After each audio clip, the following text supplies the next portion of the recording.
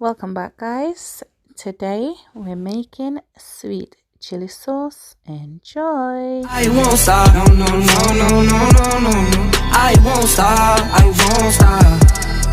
I won't stop, no, no, no, no, no, no, no, no. I won't stop, I won't stop.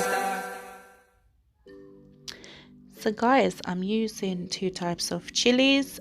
These big ones, they are on a heat level of number 2, and I'm also using some bird's eye chilies which are at heat level mark number 3. I'm using some vinegar.